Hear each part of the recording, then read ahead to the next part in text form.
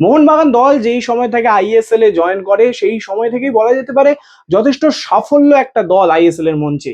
অন্যদিকে তাদেরই যে আর্চ রাইভাল অর্থাৎ কথা বলছি ইস্ট বেঙ্গল দলের কথা, সেই ইস্ট বেঙ্গল দল তারা কিন্তু তাদের এই যে আইএসএল জার্নিটা সেটা কিন্তু খুব একটা সুখের বা খুব একটা মধুর জার্নি কিন্তু বলা যায় না। একদম প্রথম দিন থেকেই কিন্তু হতাশার শিকার হতে হয়েছে ইস্ট বেঙ্গলকে। আজকে সেই নিয়েই কথা বলবো সেই দলটা কিভাবে একবার ঘুরে দাঁড়ানোর লড়াইয়ে এলো। নমস্কার, আমি সায়ন, রেস স্পোর্টস এর পর্দায় আপনাদের সবাইকে স্বাগতম। এবং এই ভিডিওতে কথা বলবো সেই মানুষটাকে নিয়ে, যেই মানুষটা কিন্তু এই ইস্টবেঙ্গল দলকে ফের একবার বলা যেতে পারে স্বপ্ন দেখাচ্ছে, বলা যেতে পারে তারা আরেকবার ইস্টবেঙ্গল দলকে ভারতের সেরা দলগুলোর মধ্যে বা টপ টায়ার লিগে চ্যাম্পিয়ন হওয়ার দৌড়ে একেবারে 1 নম্বর পজিশনে নিয়ে যাওয়ার জন্য সব থেকে বেশি চেষ্টা করছে। এবং বলা যেতে পারে এই যে এত বছর ধরে আইএসএল এ যে পারফরমেন্স দিতে পারছিল না ইস্টবেঙ্গল দল, সেখান থেকে ফের একবার ইস্টবেঙ্গল দলকে 1 নম্বর পজিশনে নিয়ে যাওয়ার মতো একটা দল বা একটা মানুষ, সেই মানুষটার কথা বলবো অস্কার ব্রুজোকে নিয়ে। যেটা দিয়ে আমি এই ভিডিওর প্রথমে শুরু করেছিলাম, যে এমন একটা সময় যখন আর্চ রাইভাল মোহনবাগান তারা কিন্তু একের পর এক সাফল্য পাচ্ছে আইএসএল এর মঞ্চে, এবং বলা যেতে পারে ভারতের অন্যতম শ্রেষ্ঠ দলগুলোর মধ্যে একটা দল হয়ে গেছিল মোহনবাগান। ঠিক সেই সময় ইস্ট বেঙ্গল দল তারা কিন্তু একেবারে হতাশা নিরাশার মধ্যে দিয়ে যাচ্ছিল।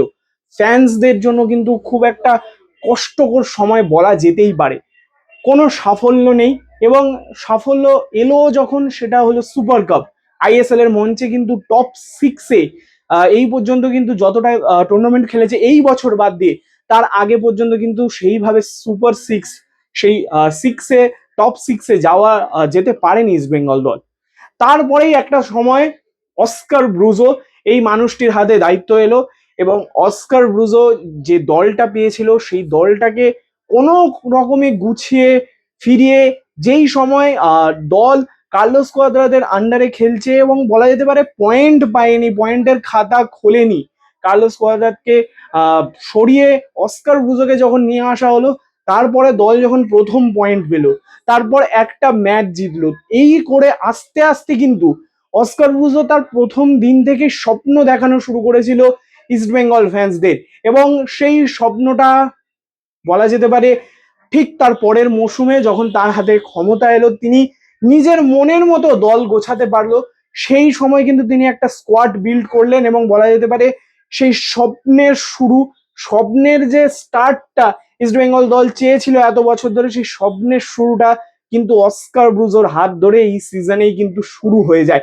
এই সিজনের শুরু থেকেই কিন্তু একবারে ইস্টবেঙ্গল দল তারা কিন্তু দাপটের সাথে খেলতে শুরু করে এই মরশুম। এবং বলে রাখা ভালো, ডুরান্ড কাপ সেখানেও কিন্তু আর্চ রাইভাল মোহনবাগানকে হারানো, এবং সেখানে অবশ্যই সেমিফাইনালে ডিএইচএফসির কাছে হেরে যেতে হয়েছে, তারপরে সুপার কাপে ফাইনালেও হেরে যেতে হয়েছে। কিন্তু যেই দলটা একটা সময় পর্যন্ত, যেই দলটাকে মানে অবশ্যই ভারতীয় ফুটবলের একদম অন্যতম শক্তিশালী দল বলা যেতে পারে, সেই দলকে যে কেউ এসে যখন হারিয়ে দিয়ে চলে যাচ্ছিল, কোথাও গিয়ে মানটা পড়ে যাচ্ছিল, এখন এই মরশুমে কিন্তু সেই মানটা আবার ফের একবার তুলে ধরেছে অস্কার ব্রুজোর ছেলেরা। কিন্তু বারবার প্রমাণ করেছে যে দেওয়ালে পিঠ ঠেকে গেলেও সেখান থেকেও ঘুরে দাঁড়িয়ে লড়াই করা যায়। অবশ্যই এই সিজনে এখনো পর্যন্ত কিন্তু ট্রফি দেখা পায়নি, তবে অবশ্যই তাদের কাছে সুযোগ আছে এই মরশুমে তারা কিন্তু আইএসএল এর চ্যাম্পিয়ন হতে পারে। এবং বলা যেতে পারে আর দুটো ম্যাচ তারপরেই কিন্তু ডিসাইড হয়ে যাবে ইস্টবেঙ্গল দল তারা কিন্তু এই মরশুমে চ্যাম্পিয়ন হওয়ার সব থেকে যোগ্য দাবিদারদের মধ্যে একজন। এবং যেই মরশুমে ফুটবলটা প্রায় অনিশ্চিত হয়ে গেছিল, যেই মরশুমে বলা যেতে পারে কঠিন হয়ে যাচ্ছিল দলগুলোকে সাস্টেন করা, সেই সময় দাঁড়িয়ে ইস্টবেঙ্গল দল, ইস্টবেঙ্গল ম্যানেজমেন্ট এবং সর্বোপরি যেই মানুষটার কথা এই ভিডিওটা জুড়ে আমরা বলছি, অস্কার ব্রুজো, যে কিনা স্বপ্ন দেখানো শুরু করেছিল সমস্ত ইস্টবেঙ্গল দর্শকদের, সেই অস্কার ব্রুজো তিনি কিন্তু একের পর এক সাফল্য নিয়ে এসছে। অবশ্যই এর মাঝে তাকে সমালোচনা শিকার হতে হয়েছে, এর মাঝে তিনি ফ্যান্সদের কাছ থেকে গো ব্যাক স্লোগান শুনেছে, কিন্তু নিজের লক্ষ্যটা স্থির করে তিনি কিন্তু এগিয়ে গেছেন। আইএসএল এর প্রথম থেকেই কিন্তু তিনি বলেছিলেন যে আমি চ্যাম্পিয়ন হওয়ার জন্য খেলছি না, আমি খেলছি ইস্টবেঙ্গল দল। এত মরশুম ধরে কোনোদিনও টপ 6-এ জায়গা করতে পারিনি, এই মৌসুমে আমরা টপ 6-এ জায়গা করব। আমরা ম্যাচ বাই ম্যাচ ভাববো, আমাদের কাছে প্রত্যেকটা পয়েন্ট ইম্পর্টেন্ট। আমাদের কাছে নাম্বার 1 হওয়ার থেকেও আমাদের কাছে ইম্পর্টেন্ট হচ্ছে আমরা আগে যে পজিশনে ছিলাম তার থেকে বেটার করা। কিন্তু তারপরেও ইস্টবেঙ্গল দল সমালোচনার মুখে পড়েছে এবং অস্কার ব্রুজোকে কিন্তু সমালোচনার মুখে পড়তে হয়েছে। এমন একটা সময় তৈরি হয়ে গেছিল যেখান থেকে ইস্টবেঙ্গল যে ম্যানেজমেন্ট তাদের সাথে তিক্ততার সম্পর্ক তৈরি হয়ে গেছিল। এমন একটা সময় তৈরি হয়ে গেছিল যেখানে অস্কার ব্রুজো তিনি কিন্তু প্রাক্তন খেলোয়াড়দের সমালোচনা করেছিলেন, কিন্তু তারপরেও তিনি কিন্তু অনেক ঝড় ঝাপটা পেরিয়ে একটা সময় পয়েন্ট লস করছে ইস্টবেঙ্গল দল, চ্যাম্পিয়নশিপের রেস কঠিন হয়ে যাচ্ছিল, সেখান থেকে ব্যাক টু ব্যাক জিতে এখন 1 নম্বর পজিশনে। এবং তারপরেই কিন্তু সেই ডিসিশন তিনি জানিয়ে দেন যে এই মৌসুম শেষে তিনি কিন্তু ক্লাব ছাড়তে চলেছেন। কিন্তু যা নতুন খবর, ইস্টবেঙ্গল দল তারা কিন্তু ইমামি ইস্টবেঙ্গল ম্যানেজমেন্টের কাছে দাবি করেছে বা বলা যেতে পারে রিকোয়েস্ট করেছে যে পরের মরশুমের জন্যও যেন অস্কার ব্রুজোকে রেখে দেওয়া হোক। অস্কার ব্রুজো কিন্তু প্রমাণ করে দিয়েছেন তিনি কি করতে পারেন। অবশ্যই এখনো ইস্টবেঙ্গল দল চ্যাম্পিয়ন হয়নি, চ্যাম্পিয়ন হওয়ার দোরগোড়ায়, কিন্তু এরপরেও ইস্টবেঙ্গল ম্যানেজমেন্ট তারা কিন্তু বলছেন যে অস্কার ব্রুজো তিনি তার কাজটা ঠিকভাবে করছেন।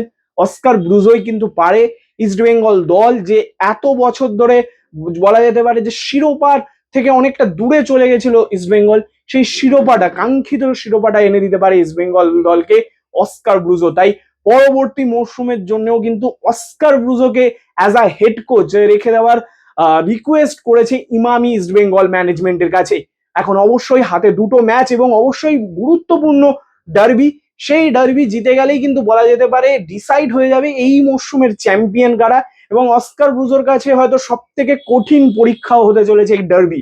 এখন দেখার বিষয় পরবর্তী মরশুমে আইএসএলটাও কিরকম হতে চলেছে, এবং সেই মরশুমে আইএসএল যদি হয় সেক্ষেত্রে ইস্টবেঙ্গল দলের দায়িত্বে ফের একবার অস্কার ব্রুজোকে দেখা যাবে কিনা সেটাই এখন দেখার।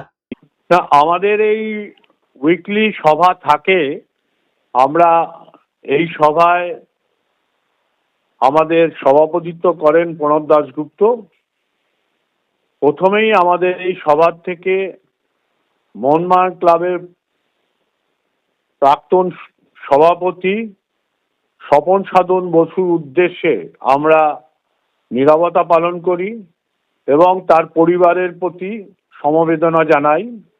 সেই চিঠি আমাদের মোহনবাগান ক্লাবে আমরা পৌঁছে দিচ্ছি।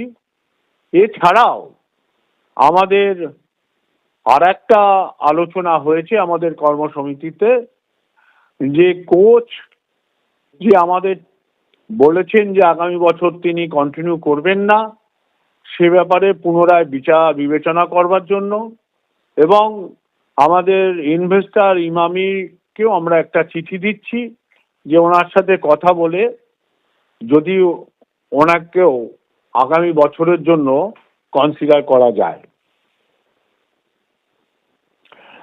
এছাড়া সকল সমর্থকদের আমাদের এই সুযোগ যাতে হাতছাড়া না হয় তার জন্য ক্লাবের তরফ থেকে সভ্য সমর্থকদের মাঠে এসে আমাদের টিমকে উৎসাহিত করবার আহ্বান জানাচ্ছি।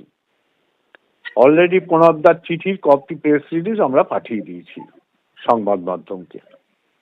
আমি সায়ন প্রামাণিক, রে স্পোর্টস।